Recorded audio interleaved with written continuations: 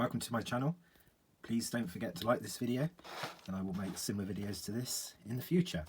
So in front of me I have a game for the ZX81 and it's a enhanced game in that it needs the ZX81 to have 16K of RAM. So this is QS Defenda from Quicksilver. I thought it'd be nice to have a little look at the case first. So this game obviously has not been played for a long time. Now the tape inside looks clean, but I don't know if it's going to load as yet.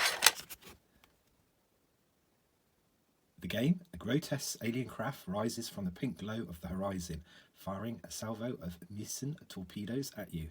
You thrust forward, sweeping over the surface, firing your ruby laser. With a blossoming of flame and metal fragments, the first alien is destroyed. The second wave of alien ships drop at you from space. Your fingers tighten on the controls. So this is a game that's partly written in BASIC and I guess mostly written in machine code. There's a little bit of information in here saying that you won't be able to list the whole program. And interestingly, it does say how you can actually look at some of this stuff using peek commands. Now I've written something there a long time ago and I can't remember what that poke into memory command actually did. Maybe it gave you unlimited lives, who knows. So it's talking here about the keys and the game, and it's saying that you can adjust the screen horizontal adjustment. Well, that's what it looks like to me. So all this kind of stuff you just don't have a need to do these days, do you? Quite incredible. And then what made me laugh was this bottom bit here. It says tip: placing small blobs of blue tack or similar substance on the control keys will enable your fingers to feel the position of the keys and make life a lot easier, if a little stickier. So people are probably thinking, why have a tip like that? Well, the ZX81 has a membrane keyboard with no responsive feedback, so hence why they included that. Now looking at the cost of these games, I'd like to turn these into money these days just to see how expensive they were, but if you're looking at £5 or even £7 or £10, oh my gosh, yeah, back then in 1982 you were looking at a lot of money. So what is captivating about this particular presentation of the game in this cassette is the artwork. It really it gives you that instant kind of vision of what the game might be like, and yeah, it looks very slick. And a lot of artwork for some of these games for the early computers were very slick to compensate what the actual game ended up being like. But anyway, to even attempt to play this game, I will need several things. The first is a computer. Fortunate that I have a couple of these, but not my original ZX81. So I did have an original ZX81 with a wobbly RAM pack, and it did have an optional stick-on keyboard, which made it a lot easier to type into and use. But unfortunately, these ones are the genuine membrane smooth keyboards. So I've got a couple of ZX81s, and I can't remember if they've been in the loft or just the garage. I think the previous house they might have been in the loft, so I'm not sure how they're going to hold out, because at times the lofts do get very, very hot, don't they?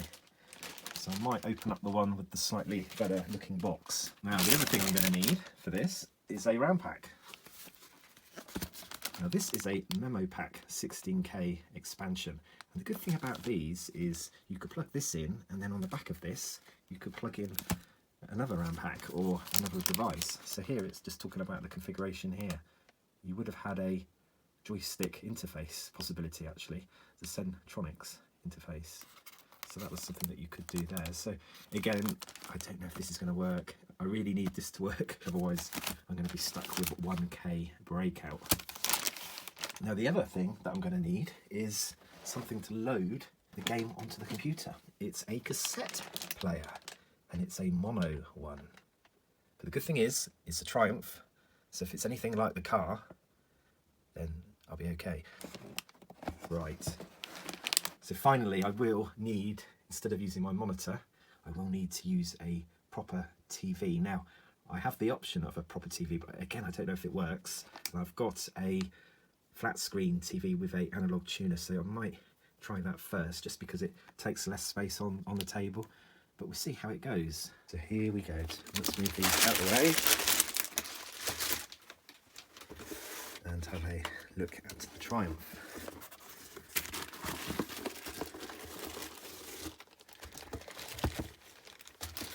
So I don't have a lead,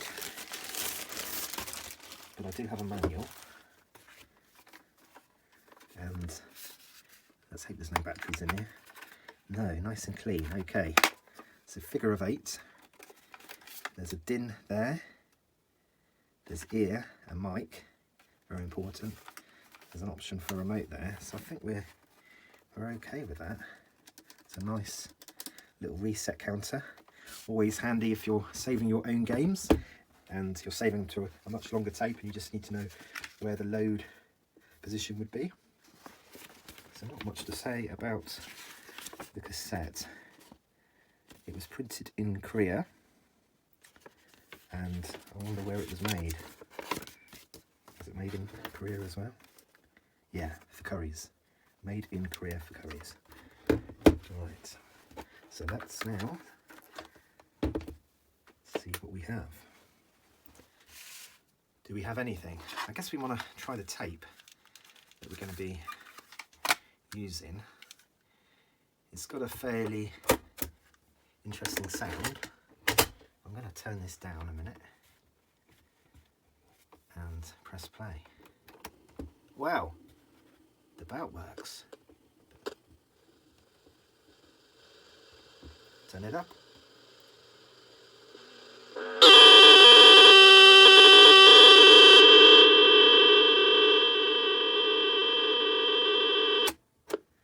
Okay, that brings back a few memories, a few nice ones and a few horror stories.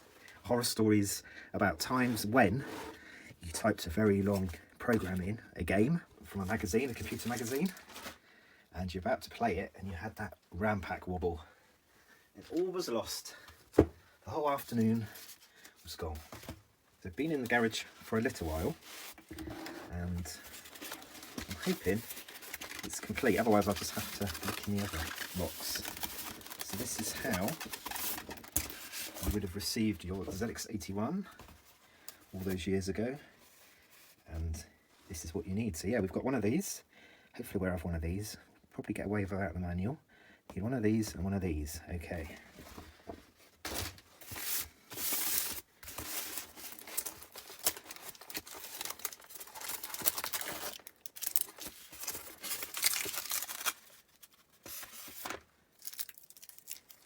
Here is the beast.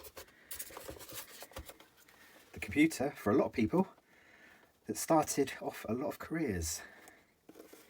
And probably put a lot of people off as well at the same time.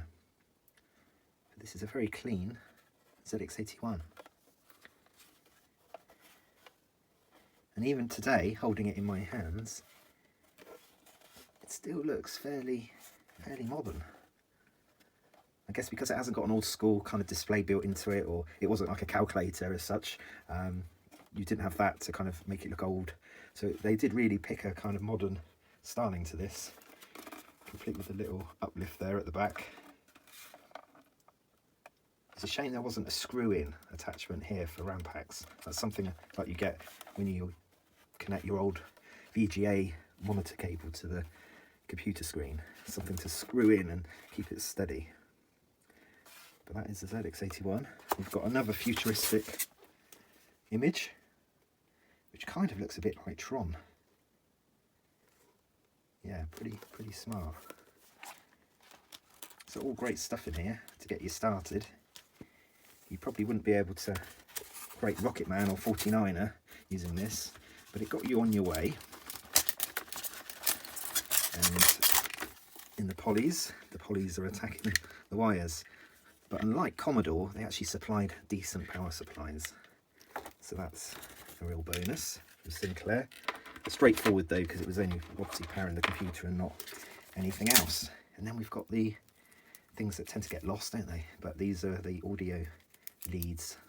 So these allow the recording. So you've got your mic, you've got your ear. That's for listening. And then we have the aerial. Again, it's been attacked by the poly. You will need a analog tuner kind of television. So this is one, but it's obviously not particularly old school. It's old school in the scheme of things, but not the real retro scheme of things. But anyway, let's hope this at least allows me to see if the ZX81 is going to work or not. So it's standard 3.5 jack for each of these, each 3 of these. Make sure the power goes into that one. You've got your aerial into there. And I've already plugged that into the screen. So now it's just a case of turning some things on. First thing was to change source, and then I should be able to now go in and go into this setting. So let's see. Ooh, yes. You see that quick flash up. So it's saved that position. That's pretty good actually. So on the ZX81, you didn't have to type in the whole command. You had all these shortcuts, but it was a little bit of a pain. You had to kind of get used to using the shift to get into different things, but I'm just going to try the standard thing. I couldn't remember if it was...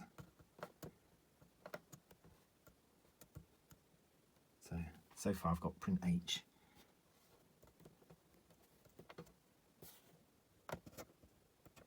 So some of these keys, I've spelled hello slightly differently to how you normally spell it, but anyway, let's just run this thing. Oh dear, so we've got a problem here, and the problem seems to be this row, which is where the run is. I'm going to need the run. It's obviously not totally affected, because I could get the shift on there. Let's press run again. However hard I'm pressing that, it's not coming up.